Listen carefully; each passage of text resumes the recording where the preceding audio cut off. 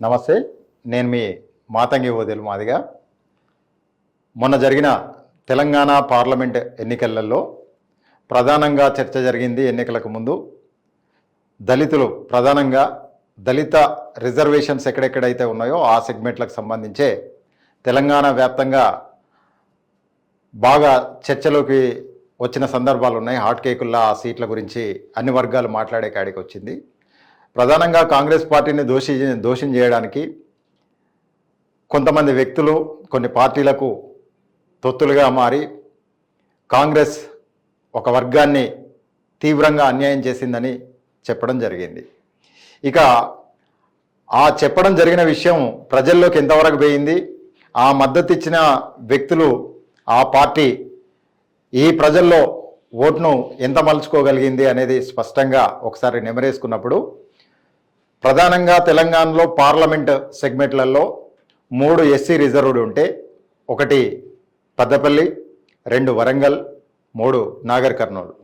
ఈ మూడిట్లలో కూడా మాదిగలకు కాంగ్రెస్ పార్టీ టికెట్ ఇవ్వకున్నా మాదిగలు మాత్రం కాంగ్రెస్ పార్టీ వైపే ఉన్నారనేది స్పష్టంగా అర్థమవుతుంది. ఎందుకు అంటే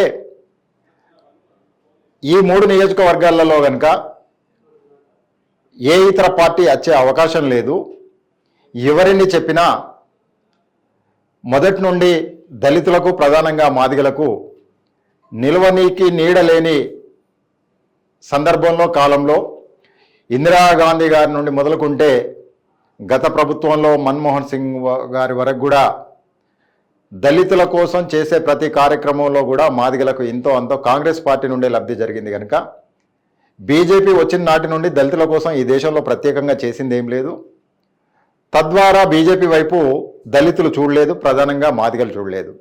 ఈ మాదిగలు చూడలేదు అని చెప్పడానికి ఎన్నికలకు ముందు ప్రధాని గారు వచ్చి ఇక్కడ వర్గీకరణ కోసం నేను మీతో కలిసి ఎంఆర్పిఎస్ కార్యకర్తగా పనిచేస్తాను, మీతో కలిసి మీ నాయకత్వంలో పనిచేస్తాను అని చెప్పడం జరిగింది. ఎవరైతే సమస్యను పరిష్కరించాలో, ఎవరి చేతుల్లో అయితే సమస్యకు పరిష్కారం ఉందో ఆ వ్యక్తి వచ్చి సమస్యను పరిష్కరించకుండా సమస్యను పరిష్కారానికి ఇంకో మార్గం చూపిస్తా అని చెప్పడమే ఇక్కడ మాదిగలు బీజేపీని, ప్రధానిని, మాదిగ కుల సంఘ నాయకులను నమ్మలేని పరిస్థితిలోకి నెట్టివేయబడింది. తద్వారా ఇంకా దానికంటే ముందు గతంలో అదే వరంగల్ కేంద్రంగా చూసుకుంటే ఆలూరు రమేష్ వర్ధన్నపేట ఎమ్మెల్యేగా ఉన్నప్పుడు ఈయన మాదిగల ద్రోహి అని అదే కుల సంఘాలు ఆయన పైన బహిరంగంగా ప్రకటనలు చేయడం, ఆయన పైన ప్రెస్ మీట్లు పెట్టడం జరిగింది. అలాంటి వ్యక్తిని మళ్ళీ మాదిగలు ముందు పెట్టుకొని బీజేపీ నుండి అభ్యర్థిగా చేసుకొని ఆయనకు ప్రచారం చేస్తాము అంటే కింద ఉన్న మాదిగ సమాజం నమ్మేకాడ లేక, మళ్ళీ రెండో విషయం, మాదిగ సంఘాల నాయకులే కాంగ్రెస్ పార్టీలో ఒక ఉపకులానికి, మాదిగ ఉపకులానికి చెందిన ఆడపడుచు బీఫామ్ తీసుకొని పోటీలో ఉంటే ఆమె పైన, ఆమె వివాహం పైన, ఆమె కులం పైన నానా మాటలు మాట్లాడడం, తద్వారా ఓటరు, మాదిగలు, దళిత సమాజం అంతా కూడా ఇది సరైన పంతా కాదు, ఇలా మాట్లాడడం కరెక్ట్ కాదు అనే చర్చ కూడా వరంగల్లో జరిగిందనేది స్పష్టం చేస్తున్నా. దాని కారణంగానే వరంగల్లో దరిదాపుగా మాదిగల ఓట్లన్నీ కూడా కాంగ్రెస్ వైపు మళ్ళీ అవకాశం ఉంది. ఈ రెండు కారణాలు. ఎప్పుడైతే అభ్యర్థి బీఆర్ఎస్లో ఉన్నప్పుడు, బీజేపీ అభ్యర్థి బీఆర్ఎస్లో ఉన్నప్పుడు మాదిగల ద్రోహి అయిండు, బీజేపీలోకి రాగానే మాదిగలకు దేవుడు లెక్క మాదిగలు నెత్తిరేసుకొని ప్రచారం చేస్తే సమాజం గమనించే కాడ ఉంది. ఎప్పుడైతే కింది వర్గాలకు చెందిన ఒక ఆడపడుచు ఒక కాంగ్రెస్ పార్టీ నుండి టికెట్ తెచ్చుకుంటే ఈసడింపుగా కళ్ళమంటతనంతో మనం నానా రకాలుగా మాటలు మాట్లాడుతూ, భాష మాట్లాడుతూ, కులాన్ని, మతాన్ని, పుట్టుకను ప్రశ్నించే కాడికి మనం చేయడం వల్ల మనం ఇచ్చే పిలుపులు మాదిగ సమాజం అందుకోలేదనేది కూడా స్పష్టం. ఇకపోతే పెద్దపల్లి విషయానికి వస్తే, పెద్దపల్లిలో కాంగ్రెస్ పార్టీ నుండి పారిశ్రామిక వర్గానికి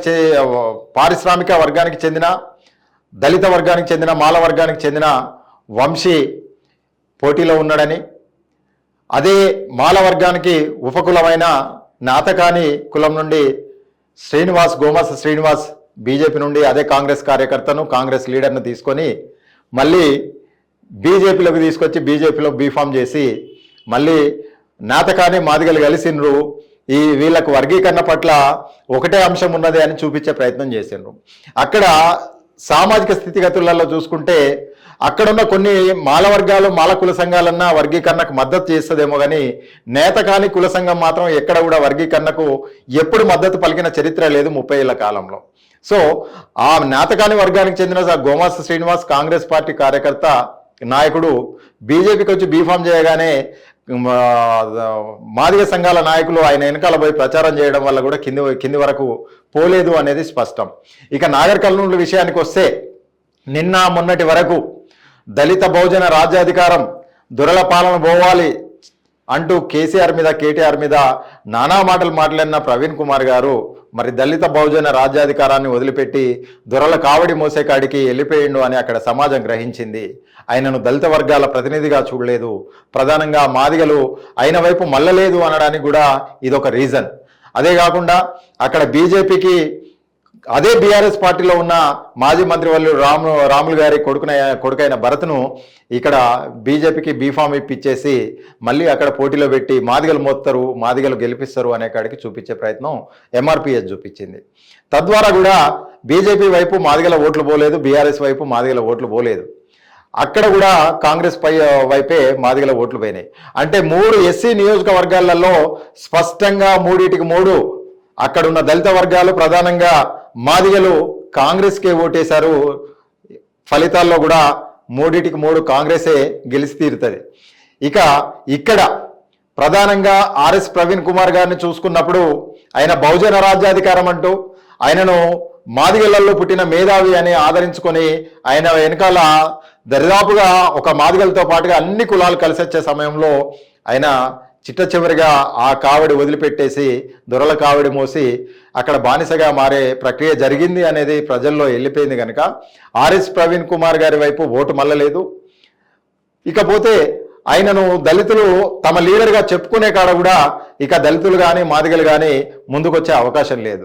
ఇక ఇప్పటి వరకు వర్గీకరణను అడ్డు పెట్టుకునేసి వర్గీకరణను చూపిస్తూ మాదిగ జాతికి ఇది పంచామృతం లేకపోతే మాదిగ జాతికి ఇది సంజీవని అని చెప్పి వర్గీకరణ ముసుగును పెట్టేసి ప్రతి ఎన్నికలలో ఏదో ఒక రాజకీయ పార్టీకి మాదిగల మద్దతు అని చెప్తూ మాదిగల భుజాల మీద ఇతర పార్టీల జెండాలు మోపించే కృష్ణమాదయ్య గారు ఈసారి బీజేపీకి పెట్టడం వల్ల బీజేపీ అంటేనే దళితుల పుట్టుకే ఈ దేశంలో బీజేపీ పార్టీకి వ్యతిరేకం అనేది స్పష్టంగా ఈ 70 ఏళ్ల కాలంలో అర్థమవుతుంది.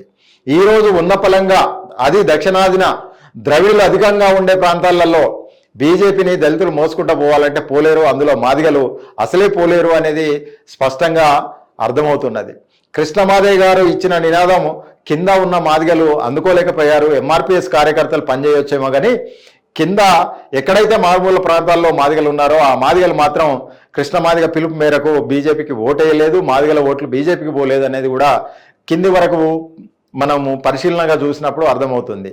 అదేవిధంగా ఈ రాష్ట్రంలో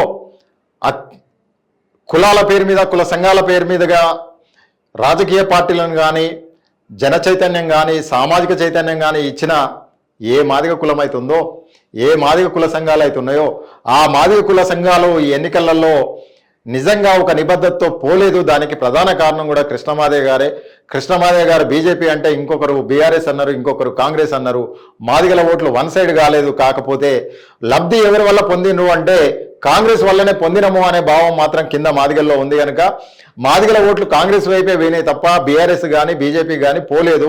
బీఆర్ఎస్కి ఎందుకు పోలేదు అంటే మొదటి నుండి గత 10 ఏళ్లుగా బీఆర్ఎస్ దళిత ద్రోహి అని, కేసీఆర్ దళిత ద్రోహి అని మాదిగలే 10 ఏళ్లుగా యుద్ధం చేశారు కనుక ఇక బీఆర్ఎస్ వైపు మాదిగలు ఈ 10 ఏళ్ల కాలంలో సానుభూతిగా లేరు కనుక ఇప్పుడు సానుభూతిగా మారే అవకాశం లేదు కనుక బీఆర్ఎస్కు మాదిగల ఓట్లు పోలేదు.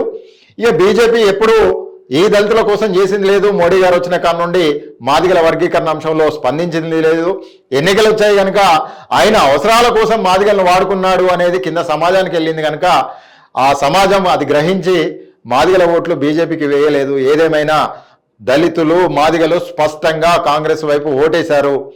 ఈ పార్లమెంట్ ఎన్నికలలో 3 ఎస్సీ రిజర్వ్డ్ స్థానాలు కాంగ్రెస్కే వస్తున్నాయి అనేది ఘంటాపథంగా చెప్పగలను.